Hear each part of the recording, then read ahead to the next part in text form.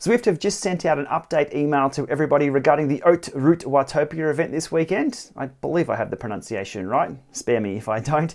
In a nutshell, what they've done here is they've responded to the high demand for more event times by adding several more for every stage. We also added a second category to all events. These D and E categories are identical, but will help us stagger the rider start times and smooth the load on the servers. So you can now choose D or E category, but they're both an everyone all in. It doesn't really matter what you ride. It's just going to help them spread the load because things are very, very busy. Now, what was an 11-hour window with 5 opportunities is now an 18-hour window with 7 opportunities. Spreads the load, but also gives people a lot more chance to get these rides done over this weekend. If you're watching this video, stage 1 is done and dusted. That 18-hour rolling window is gone, but not all is lost, because if you want the unlock, you only need to do stage 3, the hardest of the stages. Anyhow, onto the detail about the new window.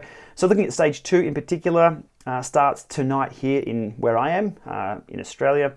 6 p.m. is the first time I can do that. We have 6, 8, 12, 2 a.m., 4 a.m., 6 a.m., 8 a.m., 11 a.m., and then we go to stage 3 at 5 o'clock. Our clocks jump forward. But I have the opportunity to do stage 2 from 6 p.m. tonight till 11 a.m. tomorrow morning, which means stage 3, I can push out an extra day if I want. For a lot of Zwifters, this is their first mass start event with thousands and thousands and thousands of other people on at the same time. Now, you may encounter issues that you haven't encountered before due to your system specs. Some of the older model systems just aren't designed for this much processing. Now, riding along by yourself may be fine, doing a workout, doing a small bunch ride, but having thousands and thousands of others online at the same time can really bring an older system to a grinding halt. One tip on Mac and PC would be to reduce your screen resolution during these large events. You can do that by going to Menu, Settings. I'm on 4K for the system I have here, but if we drop back to low or medium, we'll go to low and you can see the difference straight away. Back. You can see there the graphics are a lot worse, obviously, but you'll have a better in-game experience for smoothness and hopefully not overloading that business system you're using for Zwift. You may need to play around with different options, such as, we'll go medium here, which doesn't look too bad, but remember to switch that back to a higher resolution for your solo rides or smaller bunch rides in the future. Another option would be to have some active cooling on your machine. A lot of people will be pushing their systems to the limit. If you're Zwifting on a machine where you do Microsoft Excel spreadsheets or Zoom conferences on all day long, and now you're running a 3D game that's pushing the system limits to the max, the system may be just struggling a little bit.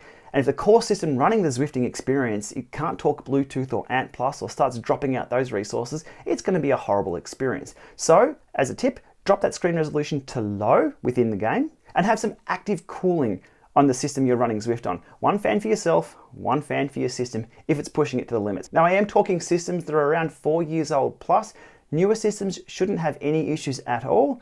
However, people are Zwifting on all ranges of machines. So those are some tips for some older machines. And finally today, I'll plug my Twitch channel. I have been streaming online over there for my Haute Route Stage 1. Twitch provides a far, far superior streaming service than over on YouTube. I'm using the exact same streaming settings for Twitch and YouTube, but YouTube tends to grab those bits, put them through a grinder and throw them on the road and then broadcast that out.